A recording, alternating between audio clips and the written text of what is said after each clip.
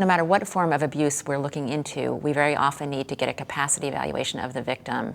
Obviously, you have the right to make your own decisions about medical care, about financial transactions, about sexual contact. So in a neglect case, for instance, you can refuse medical care if you have capacity to do that. So we've got to make sure we can show that the victim either lacked capacity to refuse medical care or to show that they actually didn't refuse that care.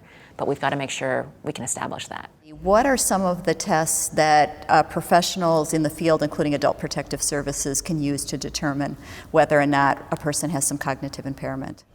The common test done would be a mini mental status examination. It's a 30-point question that bears heavily on short-term memory, orientation, and language. It does not address at all executive function. Executive function is a very critical part of decision making. It's the ability to understand details, sequence details, initiate activity, and filter higher level thinking. So mini mental status is used heavily throughout the country by all providers, and scores will be arrived at. The real purpose of a mini mental status examination is to monitor over a period of time an individual's change of function. It can be also very state dependent. That means I could score 15 out of 30 if I'm in a delirious state with pneumonia. And yet a week from now, having cleared the pneumonia, I can score 30.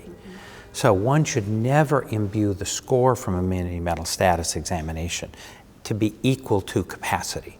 It simply, I think, is a warning signal that something is not going well, and it demands further assessment. There are other tests that are used. The Montreal Cognitive Assessment is also a 30-point test, and there's another one, the St. Louis University Mental Status Examination, often called a SLUMS. They're both 30-point tests. They both have elements that measure executive function.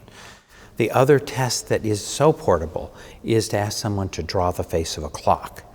And on that face of a clock, it measures, it could be great, books are written about this, but it has to do with, can you get the numbers in the right order? We typically will ask someone to place the hands at 10 after 11, and if you look at a clock, the 10 after 11 points to a 2, and many patients will go to the 10. So it's measuring the ability for graphic organization and then abstraction of thought, and it takes a minute to do. So if one is stuck doing a mini mental status, it should be augmented with a clock. The clock is already in the SLUMS examination. And those are really fundamentally screening tests that demand further assessment around the issues of capacity. And can these tests, the SLUMS test or the Montreal test that you mentioned, be given by adult protective service workers and social workers, or do you need to be a psychiatrist or a doctor to give these tests? The tests, all three of the tests I've talked about, with very simple training. In fact, there are websites that will give some basic training, and protective service workers and non-geriatric psychiatrists and social workers can easily be themselves trained. They're often useful in a reluctant client to have a playground on which to measure interaction. And the more you do them, you get a sense often that it isn't just the score, it's what happens between us in my administering the test. And how can prosecutors use the results of these tests in prosecuting cases? The danger with these tests is that they don't immediately correlate with capacity. A vignette, I have one gentleman who scored 30 out of 30 and was therefore said to be capable by his primary physician. But he made very egregious errors on simple tests like the SLUMS. No one went further. When we became involved, it was very clear he did not. He had good short-term memory and language, but he had no executive abilities. He had an injury to his frontal lobe. He probably had a frontotemporal dementia as opposed to an Alzheimer's dementia. So prosecutors should be aware, a high score should not convince them of capacity. Conversely, there are people with Alzheimer's disease who may have a score in the 15 out of 30, puts them in a moderate dementia range, but they've retained the ability to understand and consistently state their wishes, and they may still be capable. So the score is simply one point, a data point that should be put together with the rest of the person's story, the rest of their examination, and also should be put in the context of the day in which it was given. Were they ill? Is there another day they would have done better? And in much the same way, when decisions are made that are being prosecuted, the prosecutor needs to know what the status of that person was on the day in which they executed a document or which they consented to an activity. And so it's important to correlate the scores but not be driven by them. And out of all of the tools that are out there, is there one that you recommend? The simple answer is no. And playfully, because I think what we're asking here is how do you measure capacity? That's translated, how do you measure function?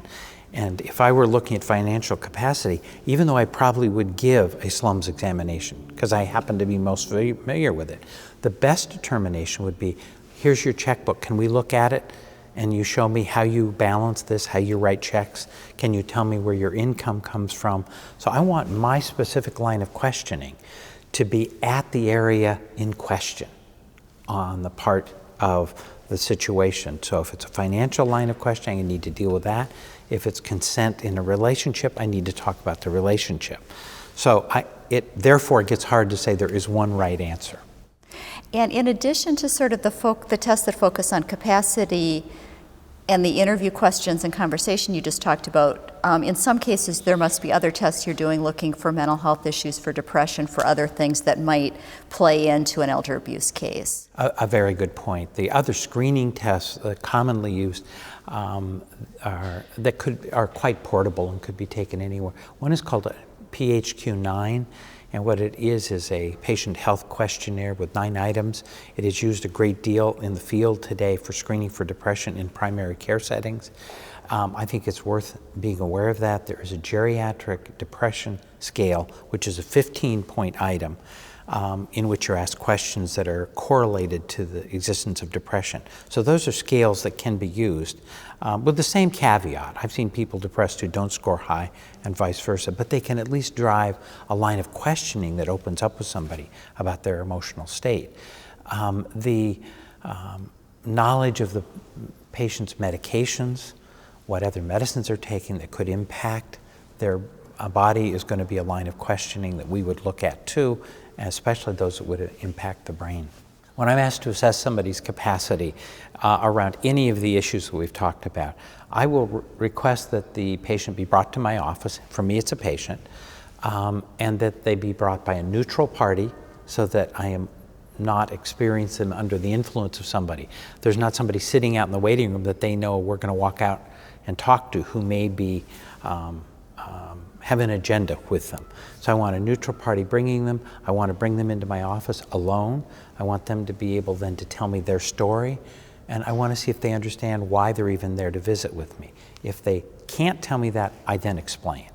And I do explain in a capacity assessment that this is not a confidential meeting unless they earmark something as being confidential, and then we need to talk about it. I want them to tell me what's happening, why they want these things to happen, and then I want to proceed with some testing. The testing is going to look at depression, it's going to look at prior life history of depression, it's going to look at cognitive issues, prior cognitive issues. I want to know their medical state and what medicines they take that could impact their ability for thinking. Based on that, I may decide I need even more screening, and there are more dense tests that we can give. I have a neuropsychologist I work closely with, and if need be, and it may not even be the same day, she can work 2 to 3 hours administering many, many tests looking at different areas of brain function.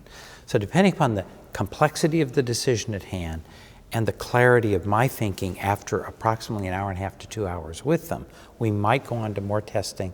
I might at that point pause and talk to the attorney and arrange for a follow-up visit.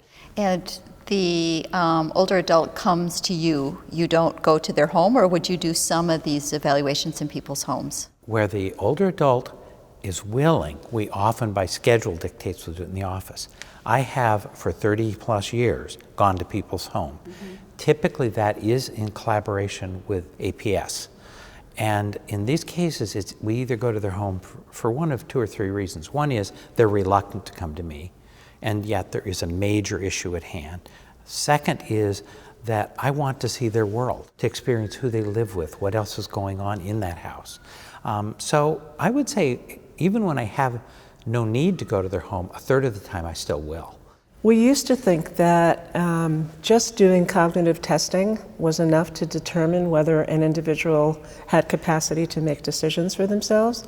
And now we know that although it is important to understand whether someone has cognitive impairment, which we would do with one of probably two very important tests. The first is the mini mental state exam, and the other is something called the MOCA, M-O-C-A. And those tests are actually very helpful for us, and we use them all the time in our practice to determine whether someone has cognitive impairment. However, when you're trying to assess someone's capacity, capacity really is a decision-by-decision event, meaning you may have capacity to decide which hospital you would like to go to. That's a simple decision. I would like to go to this hospital versus another. But you may not have the capacity to understand the complexity of having a very invasive medical procedure. So it's a case-by-case type of thing when one is assessing capacity. And there's an instrument called the ACE, which is used to do that. And we try to use not only cognitive testing, but capacity testing to come together and help us decide whether someone is able to make decisions for themselves. Who would you turn to for a capacity evaluation? In our community, we're lucky to have geriatric mental health evaluators who we can call on. But we also will turn to a geriatric psychiatrist or a geriatric psychologist in our community. Sometimes I hear people say that they don't have anyone in their community to do these evaluations, and they just rely on records of treating physicians. And that is very concerning because very often we don't have treating physicians who are really doing adequate assessments of capacity. So one thing people can do in those communities is talk to elder law attorneys or talk to Adult Protective Services and see who they use to do capacity evaluations for purposes of guardianships or conservatorships in their community. And very often those evaluators will be able to do the assessments for their cases.